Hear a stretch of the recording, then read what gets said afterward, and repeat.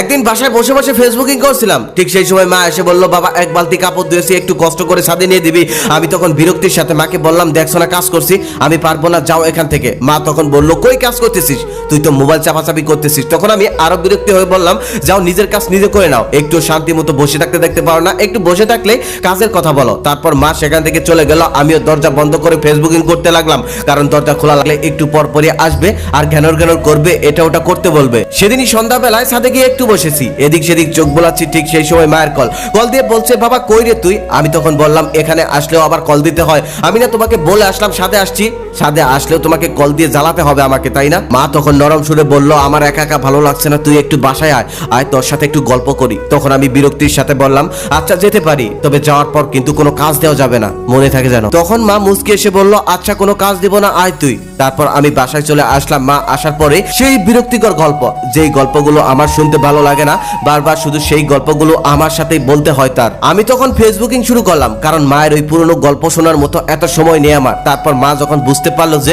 আমি তার গল্প মনোযোগ দিয়ে শুনছি না, তারপর মা চলে গেল রান্নাঘরে রান্না করার জন্য। তারপর আমি বসে বসে টিভি দেখছিলাম। কিছুক্ষণ পর মা আবার আমার সামনে এসে হাজির। আমি মাকে দেখেই বললাম, আবার কি কাজের জন্য এসেছো? মা তখন বলল, রান্নাঘরের কলটা কাজ করছে না, একটু বাইরের কল থেকে পানি এনে দিবি, ইদানিং শরীরটা ভালো না, এক বালতি পানি আমি নিয়ে আসতে পারছি না, তাই বলছি, না হলে আমি তোকে বলতাম না। তারপর আমি বিরক্তির সাথে মাকে বললাম, যাও এখান থেকে, ওগুলো মেয়েদের কাজ আমি করতে পারবো না। মা তখন মন খারাপ করে সেখান থেকে চলে গেল আর নিজেই চলে গেল বালতি নিয়ে পানি আনার জন্য। তারপর আমি টিভি দেখছিলাম, তবে দীর্ঘ সময় কেটে গেল, মাকে আর পানি নিয়ে ফিরতে দেখলাম না। আমি একটু অবাক হয়ে সামনে দিয়ে গিয়ে মাকে ডাকতে লাগলাম। তারপর আমি ঘর থেকে বের হয়ে যা দেখলাম, তার দেখার জন্য আমি মোটেও প্রস্তুত ছিলাম না।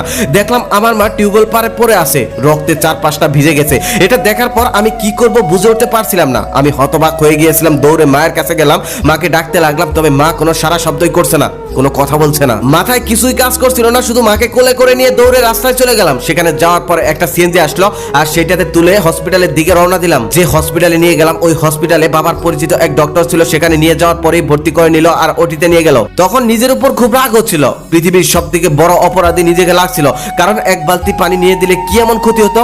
আজকে যদি মায়ের কিছু একটা হয়ে যায়, তাহলে তো নিজেকে কখনোই ক্ষমা করতে পারবো না। একটু পরে একটা নার্স এসে একটা কাগজ হাতে ধরিয়ে দিয়ে বলল, এই ঔষধগুলো খুব তাড়াতাড়ি নিয়ে আসুন। তারপর আমি ফার্মেসিতে গিয়ে খুব তাড়াতাড়ি সেই ঔষধগুলো নিয়ে আসলাম। নিয়ে আসার পর দেখি বাবার পরিচিত সেই ডক্টর বাইরে দাঁড়িয়ে আছে। আমি তখন বললাম, আঙ্কেল আমার মায়ের অবস্থা কেমন? তখন সে বলল, অবস্থা তেমন একটা ভালো না, রক্ত লাগবে, রক্ত দিতে হবে। আমি তখন বললাম, আমার শরীরের সমস্ত রক্ত নিয়ে নিন, তারপর আমার মাকে ভালো করে দিন। তারপর ডক্টর আঙ্কেল বলল, আমাদের কাছে রক্ত ছিল, সেগুলো দেওয়ার চেষ্টা করছি, তবে তোমার মায়ের শরীরে রক্ত নিতে যাচ্ছে না, তুমি আনতে অনেক দেরি করে ফেলেছো, আরেকটু আগে আনলে ভালো হতো। তবে ডক্টররা তাদের চেষ্টা করছে, বাকিটা আল্লাহর ইচ্ছা। আমি তখন সেই ডক্টর আঙ্কেলকে বললাম, আঙ্কেল এমনটা বলবেন না, প্লিজ আমার মাকে ভালো করে দিন, আমার মাকে ছাড়া আমি বেঁচে থাকতে পারবো না। ডক্টর আঙ্কেল তখন বলল, বাবা ডক্টর কখনোই মানুষকে বাঁচাতে পারে না, সবই আল্লাহর হাতে, আল্লাহই মানুষকে বাঁচাতে পারে। আঙ্কেলের সাথে কথা চলতে চলতে একটা মৃতদেহকে সাদা কাপড়ে মুড়িয়ে একজন নার্স বাইরে নিয়ে আসলো। তখন সেই নার্স আমার কাছে এসে বলল, সরি আপনার মাকে বাঁচানো গেল না। কথাটা শুনে আমি কিছুই বিশ্বাসই করতে পারছিলাম না, সবকিছুই স্বপ্নের মতো মনে হচ্ছিল। ডক্টর আঙ্কেল তখন আমাকে সান্ত্বনা দিতে দিতে বলল, তোমার মাকে আগেও কতবার বলেছিলাম ভারী কাজ কখনোই করা যাবে না, তার শরীর অনেক দুর্বল ছিল, কিন্তু কে শুনে কার কথা? আমি তখন আর নিজের মধ্যে ছিলাম না। এটা কতটা যন্ত্রণা, এটা একমাত্র তারাই বুঝতে পারবে যাদের মা পৃথিবী থেকে হারিয়ে গেছে। আমার পুরো পৃথিবী তখন থমকে গিয়েছিল। সারাটা জীবন যাকে এত অবহেলা করলাম, আজকে তার নিত দেহটাই আমার শরীরের সমস্ত শক্তি কেড়ে নিয়েছে। কাপা কাপা হাতে তখন মায়ের মুখ থেকে সাদা কাপড়টা সরালাম। কোনোদিনই কখনোই এই মায়া ভরা মুখটার দিকে ভালো করে তাকাইনি। কতটা মায়া ছিল এই মুখে, তা আজ দেখতে পারছি।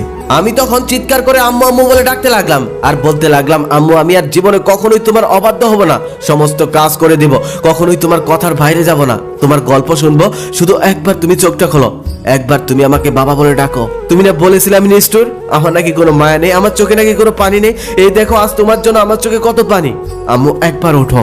সেদিন আমার চিৎকারে হসপিটালের সমস্ত লোক একত্রিত হয়ে গেল, আমার মা চোখ খোলেনি। সেদিন হসপিটালের অসংখ্য মানুষ আমাকে সান্ত্বনা দিল, আমার মা আমার সাথে আর কথা বলেনি। বাবা মা বেঁচে থাকতে আমরা কম বেশি সবাই এমন করি, গুরুত্বই দেই না, পাত্তাই দেই না। তবে যাদের হারিয়ে যায় তারাই বুঝতে পারে বাবা মা কি জিনিস, কি ছিল বাবা মা। মাকে সারা জীবনে যতটা অবহেলা করেছি, তার 1% অবহেলাও যদি আমি অন্য কাউকে করি, সেই আর আমার সাথে কখনোই কথা বলে না। তবে মাকে পৃথিবীর সব থেকে বেশি অবহেলা করেও বাড়ি থেকে বের হয়ে দেখো, একটু পরে ফোন করবে, খুঁজতে বের হবে।